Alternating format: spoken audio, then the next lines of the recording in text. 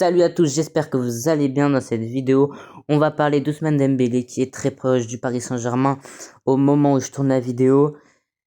Et on va donc analyser de très près son profil, si ses points forts, ses points faibles. Et avant ça, je vous invite à liker et à vous abonner. Parce que les vidéos régulières vont recommencer puisque le début de la saison arrive à grands pas. Maintenant que c'est fait, on va pouvoir débuter. Alors, pour commencer, Ousmane Dembélé joue actuellement au FC Barcelone. Et donc, c'est ces statistiques de la saison dernière qu'on va prendre et qu'on va analyser. Voilà. La saison dernière, il a joué 24 matchs en tant que titulaire et 12 matchs en tant que remplaçant. Il a marqué 7 buts et a fait 9 passes décisives. Et tout ça en 1891 minutes. Donc au niveau des statistiques but passe décisif, c'est pas trop mal, surtout quand on regarde les matchs et qu'on voit que à part les buts et les passes décisives, il fait beaucoup de bonnes passes et il dynamise beaucoup le jeu. Et on va pouvoir le voir car il a un taux de passe réussi de 82,5%. Donc je sais pas exactement ce que vous en pensez, mais moi je trouve que c'est une très bonne chose puisque ce n'est pas trop haut. Par exemple, c'est pas à 92% ou un truc comme ça. Ce qui voudrait dire qu'il tente que des passes assez simples et vers l'arrière par exemple, ou des passes non dangereuses et donc qui ne servent pas à grand chose pour aller marquer un but. Ça serait plus pour garder la possession de la balle. Mais en même temps, il sait quand même faire les bonnes passes et il n'est pas non plus à 60% de passes réussies. Et du coup, bah, il tente des passes difficiles et dangereuses qui peuvent rater, mais si elles réussissent, elles peuvent être très dangereuses. Et ça, c'est une statistique très importante. Une autre statistique qui est pour moi assez intéressante à voir, c'est qu'il tire environ 1,8 fois par match. Donc c'est assez intéressant puisque ça veut dire qu'il frappe globalement beaucoup. Et sur une frappe, ça peut débloquer un match. Donc bon, on a pu voir qu'il marquait pas forcément énormément avec seulement 7 buts en 36 matchs. Mais ça peut toujours débloquer un match. Ils nous ont sauvé un ou deux dans la saison. Et quand on voit actuellement la tête de l'attaque parisienne, on peut que dire oui à ça. Ensuite, il y a les duels aériens gagnés par match. Bon là, ce n'est clairement pas, ce n'est clairement pas son point fort. Il est à 0,2 en moyenne. Ce n'est pas ouf du tout. Ensuite, il fait quand même un tacle par match, ce qui est pas mal dans le sens où ça veut dire qu'au moins de temps en temps, il va déclencher un pressing dans le match et il va essayer d'aller récupérer un ballon qu'il a potentiellement perdu lui-même. Et je trouve ça intéressant après à voir ce que ça donne exactement en match et ce que ça va donner au PSG, puisque on a une nouvelle philosophie. Mais de toute façon, les matchs qui ont été faits en pré-saison, j'en parlerai dans la prochaine vidéo. Ensuite, on parlait tout à l'heure des passes, justement. Là, on a une autre statistique assez importante au niveau des passes. C'est le nombre de passes clés en moyenne qu'il fait par match. Et il est à 1,7. Donc, honnêtement, ça veut dire que en 2 matchs, il te fait 3 passes clés. Honnêtement, c'est très propre. Il est là, il n'est pas là pour discuter, il n'est pas là pour faire une passe vers l'arrière et attendre que les coéquipiers ils fassent le travail à sa place. Non, c'est lui, il va tenter, quitte à rater, c'est pas grave. Et ça, j'aime beaucoup. Ensuite, on sait qu'il est beaucoup dans la percussion, Ousmane Dembélé. Et on le voit avec cette statistique de 1,9 dribbles par match. Donc on va arrondir à 2 dribbles par match. Et c'est assez intéressant dans le sens où on a pu dire tout à l'heure que c'était pas un joueur qui jouait vers l'arrière, mais en plus de jouer vers l'avant, il sait garder la balle et donc faire des dribbles. Et sur son côté, il pourra donc faire d'énormes différences qui peuvent être que bénéfiques pour, pour nous. Ensuite, il subit 0,6 fautes par match, ce qui fait une tous les 2 matchs environ. Ok, ça reste honnête. Après, c'est pas la statistique la plus importante. On peut voir qu'il n'est pas très souvent hors jeu, hein, avec seulement 0,2 fois par match. Ça veut dire qu'il est hors jeu une fois tous les 5 matchs. Ça reste honnête. Ensuite, on a pu dire beaucoup de positifs jusqu'à là, mais il y a quand même une statistique assez négative, c'est que il fait environ 1,1 mauvais contrôle par match. Bon, on va arrondir à 1, ce sera plus facile, un mauvais contrôle par match, en soi, ça peut paraître peu, ça peut paraître beaucoup, ça dépend de la vision de chacun. Moi, je suis dans le sens où ce n'est pas forcément énorme, mais il faut pas le rater à n'importe quel moment, parce que si tu le rates pendant une possession, à la limite, tu la perds, on la récupère, allez, c'est pas grave. Mais si tu rates ton contrôle, par exemple, quand on t'envoie en contre-attaque et que tu es en face à face au gardien et que tu veux mettre un contrôle avant de frapper et que tu rates ton contrôle, là, en revanche, c'est un peu plus dérangeant. Ensuite, est-ce qu'il participe beaucoup au jeu? Bah, c'est cette statistique-là qui va le prouver, avec 28,1 passes par match. Honnêtement, j'arrive pas trop à me rendre compte ça fait quoi. Mais sachant qu'il y a 90 minutes dans un match, ça nous fait environ un ballon tous les 3-4 minutes. En vrai, ça reste assez potable. Donc voilà. Et ensuite, on va bientôt finir avec les statistiques et passer ensuite par les blessures, puisqu'on a pu voir tous ceux qui étaient contre l'arrivée d'Ousmane Dembélé, c'était à cause des blessures. Donc on ira les voir juste après, mais il reste avant 3 statistiques assez importantes à regarder. Et la première, c'est les centres qu'il fait. Et il est à 0,9 par match. Bon, encore une fois, on va arrondir à un centre par match. Là, pour le coup, pour un ailier, ça me paraît vraiment pas beaucoup. Mais après, on a nos latéraux. Donc lui, je pense que s'il vient, ce sera pour jouer sur le côté droit. Donc il y aura Achraf Hakimi qui pourra éventuellement compenser ce manque de centre en faisant lui-même. Et de toute façon, au PSG, on n'a pour l'instant pas de numéro 9, donc le fait que tu pas de centre, ce n'est pas pour l'instant un problème. Et ensuite, l'avant-dernière statistique, c'est les longs ballons. Combien de longs ballons il propose par match? Et bah, c'est environ 0,9. Donc, on va une nouvelle fois arrondir à un long ballon par match. Et encore une fois, ça va dépendre du buteur qu'on va avoir. Si tout s'arrange avec Kylian Mbappé et que finalement il décide de rester, ça pourrait être une arme assez grande, surtout qu'il y aura Ousmane Dembélé qui en fera, il y aura également Neymar et ça sera assez intéressant. Mais si c'est par exemple Harry Kane, je n'en vois pas forcément l'utilité dans le sens où ça va pas être par exemple un joueur qui va courir tout le terrain. Ce sera plus un joueur où cette fois-ci du coup il faudra faire des centres pour qu'il fasse son travail de finisseur. Et ensuite, pour finir, c'est le nombre de passes en profondeur qu'il va faire dans un match. Et il est à environ 0,2, donc ça reste très très faible. Ça fait environ une passe en profondeur faite tous les 5 matchs. Donc encore une fois, du coup, ça va pas être dérangeant. C'est Harry Kane, Kolo Muani, des joueurs comme ça qui vont venir. Mais si c'est Kylian Mbappé qui reste, je verrai ça un peu plus embêtant. Mais après, il y aura toujours du Neymar pour faire le travail et les milieux de terrain pour compenser ça.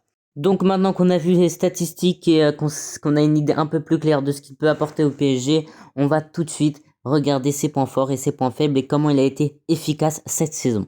Alors comme vu sur cette image, il a fait plusieurs postes cette saison. Il a été attaquant droit, milieu droit et attaquant gauche. Et on a toutes ces statistiques qui vont avec. Dans un premier temps, il a été attaquant droit où il a joué 9 matchs. Et en 9 matchs, il a marqué 3 buts et fait 4 passes décisives et il a eu une note moyenne de 7,63 pardon. Donc ça reste bien et surtout que c'est un petit peu la statistique qui nous intéresse le plus car s'il vient au PSG, c'est sûrement le poste où il viendra et honnêtement ça reste bien car ça fait du 7 de GA en seulement 9 matchs. Donc honnêtement, ça j'apprécie fortement son apport qu'il a quand il est sur l'aile droite. Après, il y a milieu droit, donc ça reste plus ou moins identique, mais je pense que c'était dans un 4-2-3-1 ou je sais pas exactement comment ils ont joué le FC Barcelone cette saison. Mais on peut voir qu'il a joué 7 matchs et qu'il a marqué un but et 2 passes décisives avec une note moyenne de 7,04, ce qui reste assez intéressant. Mais on peut voir qu'il a quand même été un petit peu moins efficace car il est seulement à 3 GA en 7 matchs. Donc ça reste un petit peu moins bon. Mais ça reste de toute façon toujours assez intéressant. Et peut-être qu'avec de la continuité à ce poste, il pourrait de toute façon commencer à devenir un petit peu plus régulier. Et ensuite, on a attaque en gauche, car on sait que Ousmane Dembélé, il a le pied gauche et le pied droit. Du coup, on en profite pour un petit peu le mettre du côté qu'on veut. Il a joué 6 matchs. Il n'a pas marqué de but et a fait 2 passes décisives. Donc, on comprend assez vite que même si c'est là où il a joué le moins, c'est là aussi où il faut éviter de le mettre trop parce qu'il n'arrive pas à marquer notamment. On a pu voir qu'il était à droite, il arrive au moins à marquer un but. Là, il n'en a pas marqué. Et il a quand même sur 2 passes décisives, ce qui reste toujours assez bon. Et ensuite, il y a bien sûr la petite case que vous voyez tout en haut, où il a été 13 fois remplaçant, et en étant remplaçant, il a marqué un but et fait une passe décisive, avec une note moyenne de 6,46. Bon, il est assez bas, mais ce qui reste logique, puisque il était remplaçant. Donc voilà, maintenant on a vu un petit peu comment il était à quel poste il était le meilleur et le plus efficace. On va voir maintenant quelles sont ses forces et ses faiblesses. Alors, comme nous le montre cette image, il a plusieurs forces, et notamment 3 qui sont les passes en profondeur, ce que je trouve assez contradictoire, puisque quand on a regardé les statistiques tout à l'heure, on a pu voir qu'il avait seulement 0,2 passes en profondeur par match, donc ce qui fait environ une passe en profondeur tous les 5 matchs. Donc, je trouve ça assez contradictoire, et peut-être un peu trompeur, et la seule explication que j'ai à cela, ça veut dire que c'est peut-être que quand il fait une passe décisive, la seule qu'il fait en 5 matchs, et elle est très efficace et ça finit très souvent par une occasion dangereuse, voire même un but. C'est la solution que je trouverais à ce quiproquo, mais sinon je n'ai pas d'autre explication et je trouve ça du coup assez étrange. Le deuxième très gros point fort qu'il a, c'est les passes clés, et là-dessus ça concorde très bien avec les statistiques de tout à l'heure, car il fait 1,7 passes clés par match, donc c'est globalement énorme, donc ça je valide très fort. Et après, bon, ça c'est pas une surprise, c'est les dribbles. Je ne sais plus où c'était, mais on a pu voir tout à l'heure qu'il était plutôt bon en dribble, c'est ça. Il fait 1,9 dribbles par match, donc en moyenne 2 dribbles par match, on va dire. Donc voilà, ça reste très bon, et pour l'avoir vu le joueur et le connaître personnellement, quand il fait un dribble, c'est globalement efficace.